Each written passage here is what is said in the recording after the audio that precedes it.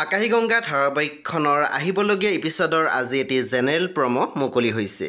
General প্ৰমোটোৰ প্ৰথম ভাগত আমি দেখিবলৈ পাইছোঁ মানুহজনে এখন ডায়েৰী আগবঢ়াই কৈ আছিল হয়তো এই ডায়েৰীখন আপোনাৰ মায়ে লিখা।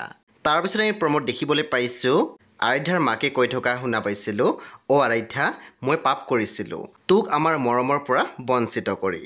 তাৰপিছত আমি প্ৰমোত দেখিবলৈ পাইছোঁ ৰঘুনাথ চহৰীয়াই কৈ আছিল সেইগৰাকী মোৰ পৰিয়ালৰ মানুহ, নম্ৰতা মোৰ ঘৰৰ সদস্য। তাৰপিছত আমি প্ৰমোত দেখিবলৈ পাইছোঁ নীলে কৈ আছিল বুঢ়ীয়ে বাৰু নৈতিকক সঁচা কথা কৈ দিব নেকি? যদি কয় তেন্তে সি কি কৰিব?